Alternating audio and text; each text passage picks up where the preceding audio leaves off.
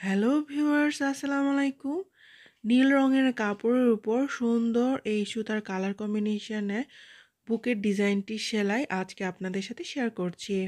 তো সেলাই ভিডিওটি ছাড়াও এই ডিজাইনটি কিভাবে আপনারা কাপড় এঁকে নেবেন তা ড্রয়িং ভিডিওতে দেখিয়ে দিব। তো অবশ্যই আপনারা ড্রয়িং ভিডিওটি দেখে নেবেন। কাগজের মধ্যে পুরো বুকের ডিজাইনটি এঁকে নেওয়ার পর আমি এই নীল রঙের কাপড়ের উপর সাদা রঙের কার্বন পেপার দিয়ে ডিজাইনটি ছাপ দিয়ে নিয়েছি। তো হালকা হালকা দেখাই যাচ্ছে যে সাদা রঙের একটা ছাপ আছে। তো ভিডিওতে বোঝার সুবিধার জন্য আমি কলম দিয়ে এঁকে নিচ্ছি। তো কলমের দাগ কিন্তু ওয়াশ করার পর উঠবে না, তবে সাদা রঙের যে কার্বন পেপারের দাগটা আছে সেটা কিন্তু ওয়াশ করার পর উঠে যাবে। তো কলমের দাগ বরাবর সেলাই করে নিলে কিন্তু কলমের দাগটা দেখা যাবে না।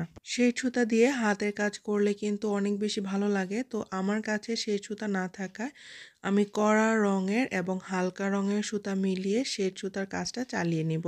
আর এগুলো হচ্ছে সুতি লাচি সুতা।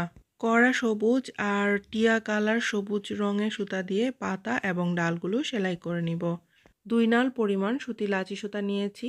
তো প্রথমে আমি হালকা কালারের সুতাটা নিয়েছি, মানে হালকা সবুজ রঙের সুতাটা নিয়েছি। এই হালকা সবুজ রঙের সুতাটা শেষ হয়ে যাওয়ার পর আমি কড়া সবুজ রঙের সুতাটা নিয়ে নিব। মানে হচ্ছে একবার হালকা কালারের সুতা নিব আর একবার কড়া কালারের সুতাটা নিয়ে এই সেলাইটা করতে হবে। তো ডাল ফোর দিয়ে আমি এই ডালগুলো সেলাই করে নিচ্ছি।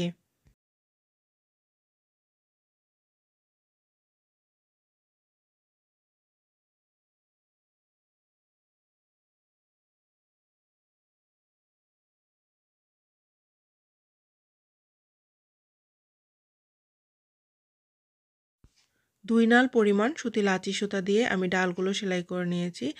এখন কাশ্মীরি ভরা স্টিচ দিয়ে এই পাতাগুলো সেলাই করে নিব। কাশ্মীরি ভরা স্টিচের জন্য অল্প পরিমাণে সুতা নিয়ে করাটা ভালো, এবং প্রত্যেকটা ফোরের মাঝখানে যেন জায়গা না থাকে সেটাও খেয়াল রাখতে হবে। মানে খুব কাছাকাছি করে ফোরগুলো সেলাই করলে এই কাশ্মীরি ভরা স্টিচটা দেখতে অনেক বেশি ভালো লাগবে। প্রথমে এঁকে নেওয়া পাতার দাগ বরাবর লম্বা একটি ফোর দিয়ে দিচ্ছি, এবং পরবর্তীতে এই লম্বা ফোরটিকে একটি বা দুটি ছোট ফোর দিয়ে কিন্তু আটকে নিতে হবে। প্রত্যেকবারই কিন্তু আমি এক সাইড থেকে এই লম্বা ফোরটিকে আটকে নিচ্ছি। তো আমি বাম পাশ থেকে ডান পাশের দিকে ছোট ফোর দিয়ে লম্বা ফোরটিকে আটকে নিচ্ছি। তো আমি সব সময় বাম পাশ থেকে ডান পাশেই লম্বা ফোরটিকে ছোট ফোর দিয়ে আটকে নেই। তো এখানে হালকা যে সবুজ রঙের সুতাটা নিয়েছিলাম সেটা শেষ হয়ে গেছে। এখন আমি কড়া সবুজ রঙের সুতাটা নিয়েছি। তো আমি আবারও কিন্তু 2 নাল পরিমাণ সবুজ রঙের সুতা নিয়েছি। অনেক সময় সেট সুতা কেনার ক্ষেত্রে পছন্দসই সেট সুতাগুলো পাওয়া যায় না। তো সেক্ষেত্রে আপনারা আপনাদের পছন্দ মতো দুটি কালারের সুতা নিয়ে এভাবে কিন্তু সেট সুতার কাজটা চালিয়ে নিতে পারবেন।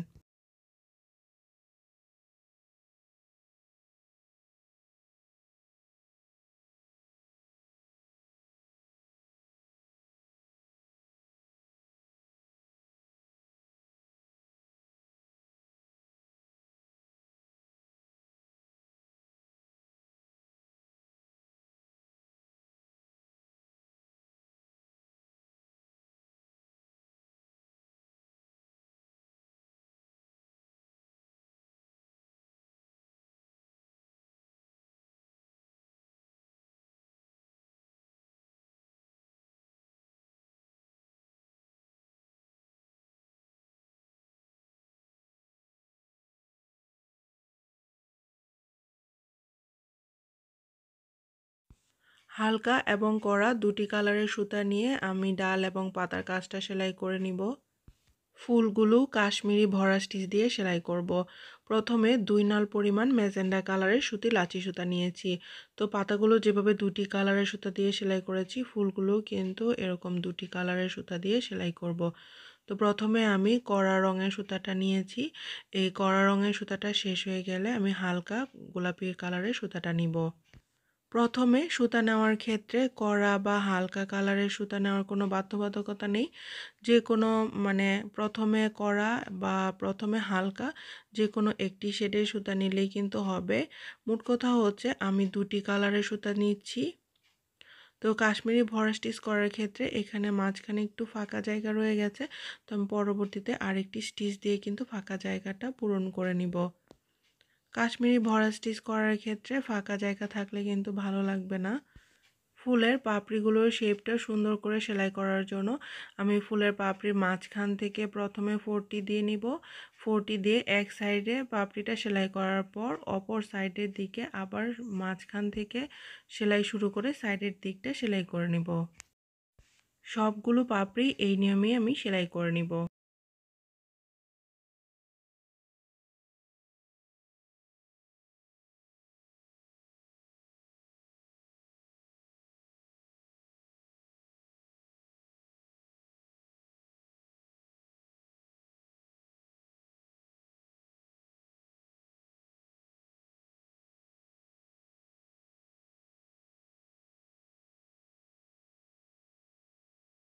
ম্যাজেন্ডা বা কড়া গোলাপি রঙের 2 নাল পরিমাণ সুতাটি শেষ। এখন আমি হালকা কালারের একটি গোলাপি কালার সুতা 2 নাল পরিমাণ নিয়ে নিয়েছি। পাপড়ির মাঝখান থেকে লম্বা একটি ফোর দিয়ে তারপর ছোট আরেকটি ফোর দিয়ে লম্বা ফোরটিকে আটকে নিব।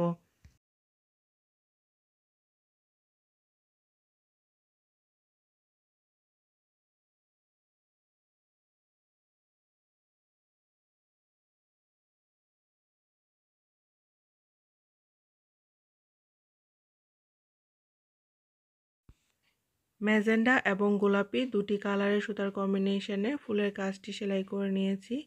তো এই কাশ্মীরি ভরা স্টিচ দিয়ে ফুল এবং পাতা সেলাই করার পর কাপড়ের উল্টো দিকের সাইডটা কিন্তু এরকম হবে।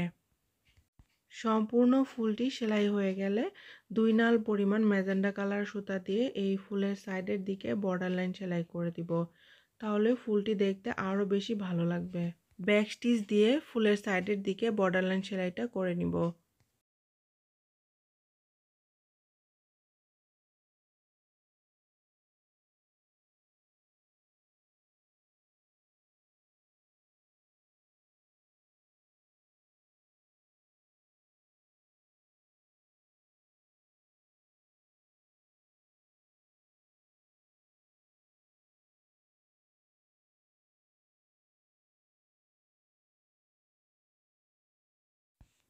ব্যাক স্টিচ দিয়ে ফুলের সাইডের দিকে আউটলাইনটি সেলাই করার পর ফুলটি দেখতে আগের থেকে আরও বেশি সুন্দর লাগছে। এখন ফুলের মাঝখানে ফাঁকা জায়গাটিতে আমি ফ্রেঞ্চ নট সেলাই করে নিব। ফ্রেঞ্চ নট সেলাই করার জন্য 4 নাল পরিমাণ হলুদ রঙের সুতা নিয়েছি। এক হাতে এই পাশে সুতাটাকে ধরে রেখে অন্য হাতে সুইয়ের মধ্যে সুতাটাকে একবার বা দুইবার পেঁচিয়ে নিয়ে কাপড়ের মধ্যে সুইটাকে আস্তে আস্তে ঢুকিয়ে নিতে হবে। প্রত্যেকবারই একইভাবে এই সেলাইটা করতে হবে। সুতাটিকে সুইয়ের মধ্যে পেঁচিয়ে যখন কাপড়ের মধ্যে সুইটিকে ঢুকানো হয় তখন একটু সতর্কভাবেই সুইটিকে টান দিতে হবে। অনেক সময় কিন্তু এই সুইটা আটকে যায়, বের হতে চায় না। তো ফ্রেঞ্চ নট সেলাইয়ের পরিবর্তে আপনারা চাইলে ফুলের মাঝখানে এই গোল রাউন্ড শেপটিতে কাশ্মীরি ভরা স্টিচ দিয়েও সেলাই করতে পারেন অথবা পুঁতি বা ডলারও লাগিয়ে নিতে পারেন। সৌন্দর্য বৃদ্ধির জন্য আপনারা আপনাদের চাহিদা মতো যে কোনো ডিজাইন কিন্তু করে নিতে পারবেন। ফুলের কাজ শেষ। ফুলটি দেখতে কিন্তু খুবই সুন্দর লাগছে। 3 নাল পরিমাণ সুতি লাচি সুতা নিয়েছি। ম্যাজেন্ডা কালারের সুতা দিয়ে গলার শেপটি সেলাই করে নিচ্ছি। যেহেতু কামিজের বুকের ডিজাইনটি অনেক বেশি গর্জিয়াসভাবে সেলাই করেছি, তাই গলার শেপটি নর্মালভাবে এই ডাল ফোর দিয়ে সেলাই করে নিচ্ছি। 3 নাল পরিমাণ ম্যাজেন্ডা কালারের সুতা দিয়ে এই গলার আউটলাইনটি সেলাই করে নিচ্ছি। গলার আউটলাইনটি আমি শুধু ম্যাজেন্ডা কালারে মানে একটি কালারের সুতা দিয়ে সেলাই করে নিচ্ছি। ডাল ফোর দিয়ে গলার আউটলাইনটি সেলাই করে নিয়েছি। বুকের ডিজাইনটির মাঝখানে মানে দুদিকে ফুলের ডিজাইনের মাঝখানে যে গোল রাউন্ড শেপগুলো আছে সেগুলো আমি কাশ্মীরি ভরা স্টিচ দিয়ে সেলাই করে নিয়েছি। কাশ্মীরি ভরা স্টিচ দিয়ে সেলাই করার পর ব্যাক স্টিচ দিয়ে আবার আউটলাইন সেলাই করে নিয়েছি।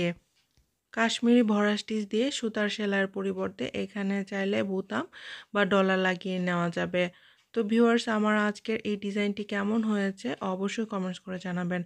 ভালো লাগলে লাইক শেয়ার করতে ভুলবেন না। যারা এখনও আমার চ্যানেলটি সাবস্ক্রাইব করেনি প্লিজ আমার চ্যানেলটি সাবস্ক্রাইব করে দিন। আর যারা পেজ থেকে দেখছেন অবশ্যই আমার পেজটি ফলো দিয়ে দিন। আজকে এ পর্যন্তই। সামনে আবার নতুন ভিডিও নিয়ে হাজির হব। আল্লাহ হাফেজ।